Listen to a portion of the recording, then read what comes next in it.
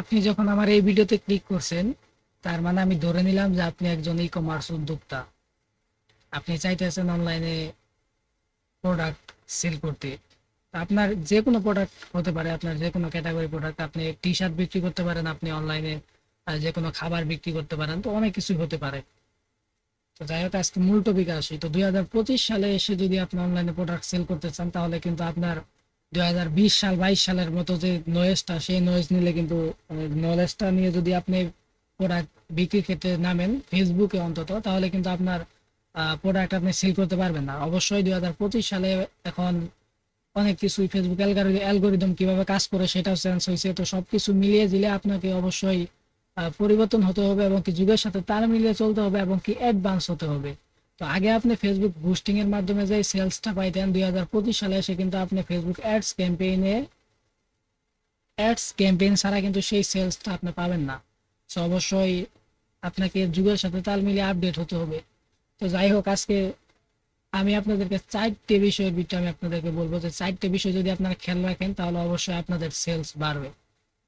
দেখুন, আমি একজন ডিজিটাল মার্কেটার। তো আমার ডিজিটাল মার্কেটার হিসেবে আমি অনেক অসংখ্য ক্লায়েন্টের সাথে কাজ করি। তো ক্লায়েন্টের সাথে যখন আমার কমিউনিকেশন হয়, তো ক্লায়েন্ট যদি বিজনেসের বিষয়ে তার যদি ভালো ধারণা থাকে, তাহলে তো ভালো। আমি বেশি পরামর্শ আমি তাকে দেই না। তবে হ্যাঁ, যদি তার বিজনেসের বিষয়ে খুব কম পরিমাণ ধারণা থাকে, আর সে যদি আমাকে বলে যে না, আমার বিজনেসের বিষয়ে ধারণা নাই, তুমি আমাকে কিছু উপদেশ দিতে পারো যে কিভাবে আমি বিজনেসটাতে গ্রো করতে পারবো, বা তুমি যে আমার ক্যাম্পেইনটা রান করবে, কিভাবে ক্যাম্পেইনে ভালো ফলাফল আশা করা যায়।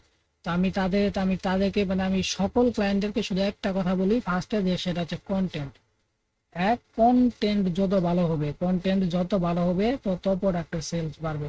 তো বেসিক্যালি দেখেন, আমি ফেসবুকে এখন একটা অ্যাডের ভিত্তি আছি। তো এই অ্যাডের ভিত্তি দেখেন, এই ভাইটি জাস্ট মানে পিক দিয়ে একটা পিকচার, প্রোডাক্টের পিকচার এডিট করে, তো পিকচার দিয়ে অ্যাড রান করতেছে। তবে পিকচার দিয়ে অ্যাড রান করে যতটা ভালো ফলাফল আসছে, এর চাইতেও আরো ভালো ফলাফল সে যদি ভিডিও দিয়ে করতো তাহলে ভালো হতো। দেখুন, আমি আপনাদেরকে কন্টেন্ট দিতে বলছি, কন্টেন্ট।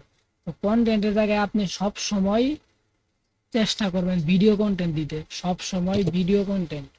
কারণ ভিডিও কন্টেন্ট ফেসবুকের যে ফেসবুক অ্যালগোরিদম অনেক অনেক মানে হাইলি ভাবে আর কি দেখে, এবং কি ফেসবুক আলাদা একটা অ্যাডভান্টেজ দেয় ভিডিও কন্টেন্টের উপরে। আপনি যদি ভিডিও কন্টেন্ট দেন, তাহলে কিন্তু আপনি ভালো একটা সেলস জেনারেট করতে পারবেন। তবে হ্যাঁ, কন্টেন্টের কোয়ালিটি ভালো রাখতে হবে, এবং কি আপনি অবশ্যই চেষ্টা করবেন যে কন্টেন্টের ভিত্তিতে আপনার প্রোডাক্টটা মানুষ যে কিনবে, কেনার পরে সে কিরকম ভাবে উপকৃত হবে, বা আসলে তার কেন প্রোডাক্টটা কিনা উচিত।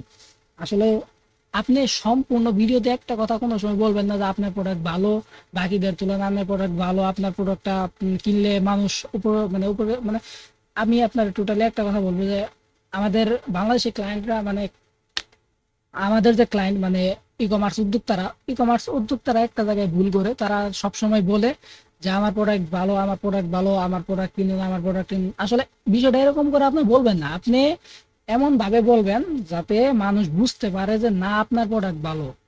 আপনার কথার দ্বারা তাদেরকে বোঝাতে হবে যে না, আসলে আপনার প্রোডাক্ট ভালো, কিন্তু আপনার মুখে বলে না যে আমার প্রোডাক্ট ভালো, আমার প্রোডাক্ট কিনুন। তো আই থিঙ্ক আপনারা বুঝতে পারছেন এটা কিভাবে বলবেন। আপনার প্রোডাক্টের মানে কথাবার্তা বলার আর কি ধরনটা আপনার এরকম রাখতে হবে যে আপনার প্রোডাক্ট আসলে ভালো, যাতে মানে মানুষ এমনিতে আপনার প্রোডাক্ট কিনবে। তো যাই হোক, আপনারা অবশ্যই ভিডিও কন্টেন্ট দেওয়ার চেষ্টা করবেন। যদি ইমেজ কন্টেন্টও দেন, অবশ্যই ইমেজের কোয়ালিটিটা ভালো রাখবেন, ভালো রাখার চেষ্টা করবেন। আর ভিডিও কন্টেন্ট যদি দেন, অবশ্যই ভিডিওটা কোয়ালিটি ফুল করবেন, এবং কি ভিডিওর ভিত্তিতে কথাবার্তাগুলো বলবেন, তো অবশ্যই সেগুলো ভেবে চিন্তে বলবেন, এবং কি সুন্দরভাবে সাজিয়ে গুছিয়ে বলবেন। তো দ্বিতীয় নাম্বার যে বিষয়টা, প্রোডাক্ট কোয়ালিটি। মনে করেন যে আমি একজন ডিজিটাল মার্কেটার, আমি আমার ক্লায়েন্টের থেকে আমি একটা ভিডিও নিছি, একটা কন্টেন্ট। তো কন্টেন্ট অনেক ভালো হয়েছে, বাট আমি আমার মতো ভালো করে পিক্সেল সেট আপ করলাম, বা সবকিছুই আমি অ্যাড সেট ক্রিয়েট করলাম, একাধিক অ্যাড সেট। তো আমি ভালোভাবে সবকিছু সাজিয়ে গুছিয়ে অ্যাডটা রান করলাম। এটা রান করার পরে একটা একটা মানে ভালো একটা পারফরমেন্স করলো। তো ভালো পারফরমেন্স করার পরে যদি আপনার প্রোডাক্টের কোয়ালিটি ভালো না থাকে, তাহলে কিন্তু আপনার প্রোডাক্ট বিক্রি হবে না। তো সাপোজ আমি আপনার বলি, তো মানুষ মনে করেন যে আপনার পেজে মেসেজ দিল অথবা আপনার ওয়েবসাইটে গেল, লিঙ্কে ক্লিক করে মানুষ আপনার ওয়েবসাইটে গেল, জানার পরে যদি আপনার প্রোডাক্টের কোয়ালিটি ভালো না দেখে তাহলে কিন্তু সে আপনার প্রোডাক্ট কিনবে না। সো অবশ্যই আপনাকে প্রোডাক্টের কোয়ালিটিটা ভালো রাখতে হবে।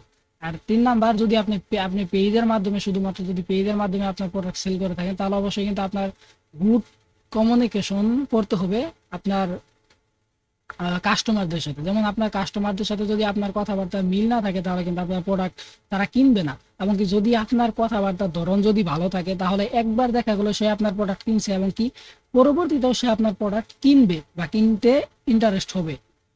তো 4 নাম্বারের বিষয়টা হচ্ছে কাস্টমার স্যাটিসফাই। অবশ্যই আপনার প্রোডাক্টটা এমন রাখতে হবে যাতে প্রোডাক্ট পেয়ে মানুষ খুশি হয়, মানুষ আপনার প্রোডাক্ট পেয়ে সন্তুষ্ট থাকে। দেখেন 2025 সালে এসে যদি আপনি অনলাইনে প্রোডাক্ট সেল করার চিন্তা ভাবনা করেন, তো আপনি কিন্তু বুঝবেন যে এখন কিন্তু এই সময়ে বর্তমানে যারা অনলাইনে প্রোডাক্ট কিনে তারা সকলেই কিন্তু চালাক, প্রত্যেকটা এভরি পার্সন চালাক, সবাই চালাক।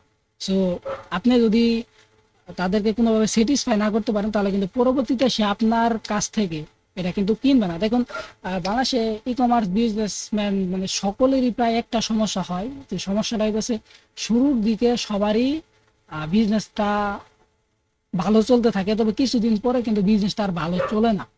কিছুদিন পর বিজনেসটা ভালো না চলার কারণ কি? ভালো না চলার কারণ হচ্ছে কাস্টমারদেরকে তারা স্যাটিসফাই করতে পারে না।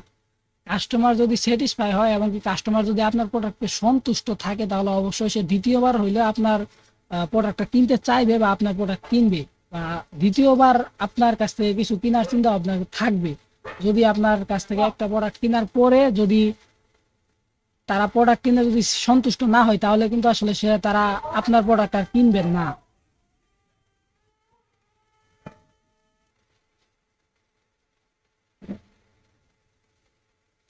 একটা কথা মনে রাখবেন যে একটা জিনিস যদি একবার যদি কামড় দিয়ে খেতে চান তাহলে কিন্তু সেটা খুব তাড়াতাড়ি শেষ হয়ে যাবে, আর যদি ধৈর্য ধরে যদি আস্তে আস্তে খেতে চান তাহলে কিন্তু সেটা অনেকক্ষণ ধরে খেতে পারবেন। সো এটা বিষয়টা হচ্ছে এরকম। আর একটা কথা, একটা জিনিস সবচেয়ে মানে যেটা বেশি দরকার ই কমার্স ব্যবসায়ীদের ক্ষেত্রে, সেটা হচ্ছে ধৈর্য। আপনাকে অবশ্যই ধৈর্য ধরতে হবে এবং কি সঠিক ভাবে সঠিক গাইডলাইনে আপনাকে চলতে হবে। আর অবশ্যই একটা কথা কি জানেন, বর্তমানে 2025 সালে ফেসবুক অ্যাডস রান করা ছাড়া ফেসবুকে প্রোডাক্ট সেল করা প্রায় অসম্ভব হয়ে গেছে। সো আই থিঙ্ক আপনারা সবকিছু বুঝতে পারছেন। তবে এই 4টা বিষয়ের উপরে যদি আপনারা লক্ষ্য ঠিক রেখে যদি আপনারা চলতে পারেন তাহলে অবশ্যই আশা করি আপনারা সফল হতে পারবেন। তো আজকের ভিডিওটা এই পর্যন্তই ছিল। যদি আপনারা কোনো প্রকার আমার কাছ থেকে যদি সাহায্য সহযোগিতা চান, যদি কোনো সময় দরকার পড়ে, তাহলে আপনারা আমার সাথে যোগাযোগ করতে পারেন। চ্যানেলে আমার লোগো, চ্যানেলে ভিতরে আমার ইমেল দেওয়া আছে, যোগাযোগ করতে পারেন।